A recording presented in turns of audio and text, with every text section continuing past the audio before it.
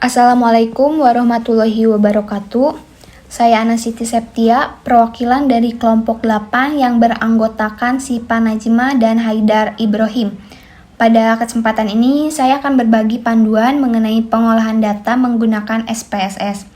Pada kesempatan kali ini, kita akan membahas uji korelasi person dengan SPSS. Yang perlu kita pahami terlebih dahulu mengenai konsep dasar dalam analisis korelasi yaitu ada dua. Yang pertama bertujuan untuk mengetahui tingkat keeratan hubungan antar variabel yang digunakan dengan koefisien korelasi atau yang sering disingkat dengan R.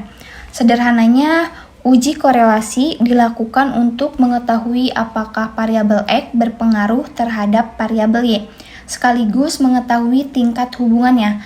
Yang kedua yaitu jenis hubungan antar variabel X dan Y dapat bersifat positif dan negatif. Artinya, jika positif semakin tinggi variabel X, maka akan meningkatkan variabel Y. Sebaliknya, jika negatif semakin tinggi variabel X, maka akan menurunkan variabel Y. Itu merupakan konsep awal yang perlu dipahami dengan baik sebelum melakukan analisis korelasi. Di sini kita buka Excel terlebih dahulu. Kita sudah mempunyai data dengan 30 responden. Di sini ada data gaya sebagai variabel X dan data kepercayaan sebagai variabel Y. Dari data ini saya akan mencari tahu apakah gaya berhubungan dengan kepercayaan. Kita copy terlebih dahulu untuk dipindahkan ke SPSS.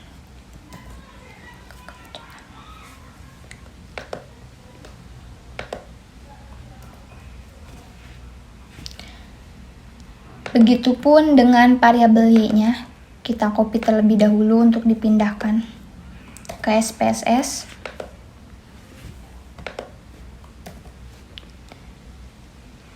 Jika sudah tercopy seperti ini, lalu kita pilih variabel Q. Di sini kalian boleh ubah menjadi X,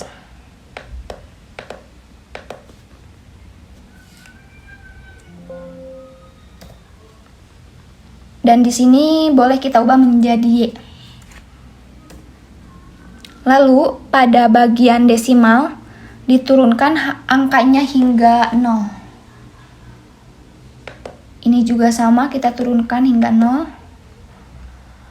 Pada bagian label masukkan gaya untuk variabel X, lalu kepercayaan untuk variabel Y. Pada bagian measure, pilih nominal, lalu pilih analyze, lalu kita pilih correlate, lalu kita pilih bivariate. Lalu akan muncul tampilan seperti ini. Kita pindahkan dengan cara blok keduanya. Lalu pindahkan. Nah, pada bagian ini kita pilih person, lalu to tilde. Nah, pada bagian flag significant correlation, biarkan centangnya berada di bagian flag significant correlation. Lalu kita pilih OK. Di sini muncul output untuk analisis korelasi. Sebelum kita jelaskan, kita harus pahami terlebih dahulu mengenai dasar uji pengambilan keputusan korelasi, sehingga kita dapat simpulkan antara variabel gaya dan kepercayaan mempunyai hubungan yang signifikan. Kemudian kita perlu ketahui tingkat hubungannya seperti apa. Nah, di sini dasar pengambilan keputusan. Jika nilai signifikansi lebih kecil dari 0,05, maka terdapat korelasi antar variabel. Jika nilai signifikansi lebih besar dari 0,05, maka tidak terdapat korelasi antar variabel. Dari hasil output ini, kita diketahui nilai signifikansi untuk hubungan gaya dan kepercayaan sebesar kurang dari 0,001.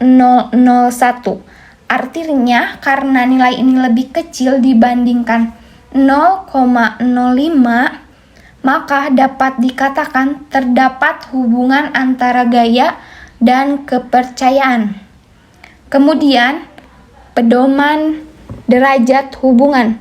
Kita bisa lihat untuk nilai persen korelasinya yaitu sebesar 0,667. Kalau kita rujuk ke pedomannya, berarti letaknya korelasinya itu kuat.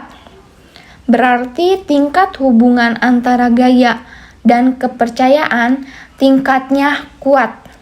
Kemudian jika ingin melihat arah hubungannya positif atau negatif, kita lihat pedomannya pada nilai persen korelasi ini. Kan ini nilai positifnya 0,667, maka dapat disimpulkan bahwa gaya berhubungan secara positif terhadap kepercayaan dengan derajat hubungan korelasi kuat. Nah, sekian dari panduan SPSS kita. Terima kasih atas perhatiannya. Wassalamualaikum warahmatullahi wabarakatuh.